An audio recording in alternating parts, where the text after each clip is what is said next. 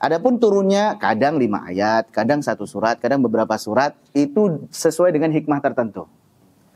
Dan turun secara berangsur-angsur kurang lebih selama berapa tahun Bapak Ibu? 23 tahun. Nah, berapa tahun di Mekah? 13. Nah, berarti Madinah 10 tahun. Jadi totalnya 23 tahun. Turunnya berangsur-angsur, enggak jebret sekaligus 30 juz, enggak. Ya, di dalam surah Al-Furqan ayat 32 Allah SWT berfirman, "Wa qala alladziina kafaru laula nuzila 'alaihil Qur'anu jumlatan wahidah."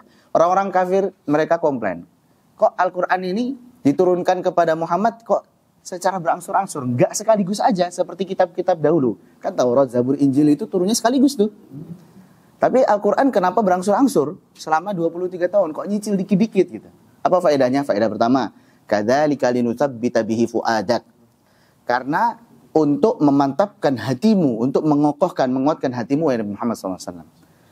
Jadi Nabi terkadang beliau ditanya oleh kaumnya. Antum sering baca ayat kan? Yas'alunaka 'anil anfal, yas'alunaka 'anil khamri wal maisir, wa yas'alunaka 'anil ruh, yas'alunaka 'anil mahiyum. Ya kan? Yas'alunaka 'anil mahillah, 'anil ahillah. Mereka bertanya kepadamu tentang ini, tentang ini, tentang ini. Nabi ketika itu belum tahu ilmunya. Kemudian Allah bimbing dengan wahyu.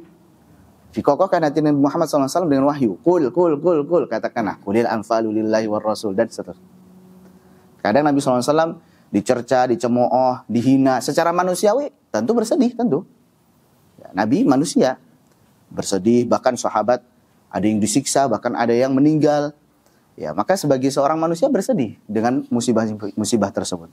Allah hibur dikisahkan Nabi Nuh. Dikisahkan Nabi yang lainnya, bahkan Nabi Nuh, ya, Rasul pertama yang Allah utus, itu berdakwah kurang lebih berapa tahun, Bu?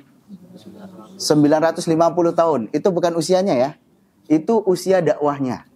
950 tahun, ini usia dakwah beliau, dakwah kepada tauhid, meninggalkan syirik, mengajak beribadah hanya kepada Allah saja. Dan yang beriman kurang lebih berapa? Sekitar 80. Bayangin, 950 tahun cuman 80 yang beriman. Berarti dalam 10 tahun tuh nggak satu-satu orang amat gitu. Seandainya pun 95 yang beriman, berarti dalam 10 tahun itu satu yang beriman. Bayangkan, 10 tahun satu aja belum tentu gitu. 80 tahun. Dan beliau dakwah itu bukan sepekan sekali, sebulan sekali, setahun sekali, enggak. Dakwahnya lailau wa nahara. Qala rabbi inni da'autu qaumi lailau wa nahara. Siang malam, artinya terus menerus. Di luar diejek, wah kamu ini orang gila, yang ikut kamu itu cuman orang-orang miskin, orang lemah, orang bodoh ya. Qalu anu'minu laka wattaba'akal ardalun. Kaumnya mengatakan, masa kami harus percaya sama kamu? Yang ikut sama kamu ini orang bodoh-bodoh semua, masa kami harus ikut-ikut bodoh juga ya. Orang-orang hina, orang-orang lemah semuanya.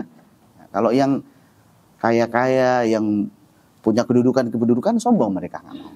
Di luar, dicemooh oleh kaumnya. Pas pulang ke rumah, istrinya kafir. Istrinya kafir, anaknya pun durhaka. Satu, yang akhirnya ditenggelamkan. Orang kalau lagi punya masalah di luar, bapak-bapak kalau lagi kerja di luar nih, pusing ya, sama teman kerjanya, sama bosnya mungkin, sama rekan yang lainnya. Ya, pusing, capek, mungkin dimarahin. Tapi pas pulang ke rumah, ada anak yang soleh-soleha, ada istri yang soleha, itu enak itu. Tapi bayangkan Nabi Nuh, di luar dicemooh, ya, diejek-ejek, sampai rumah, istrinya membangkang. Ini ujiannya berat. Gitu. Maka turunnya kisah-kisah tentang Nabi ini, Nabi itu, Nabi ini, bahkan sebagian Nabi ada yang dibunuh, itu untuk mengokohkan hati Nabi Muhammad SAW. Faedah kedua, warattalnahu tartila, dan agar kami bacakan Al-Quran tersebut dengan tartil. Ya, tartil itu maksudnya tajwidul huruf wa ma'rifatul wuquf. Bacaan huruf-hurufnya bagus, makhrajnya, sifatnya, panjang pendek, gunnahnya dan lain sebagainya. Kemudian tahu tempat berhenti. Nah, ini berarti ada berapa faedah tadi? Diturunkan Al-Quran secara berangsur-angsur? 2. Apa saja? Menguatkan, mengokohkan hati Nabi Muhammad SAW. Yang kedua, agar Al-Quran dibaca dengan tartil. Nah, itu.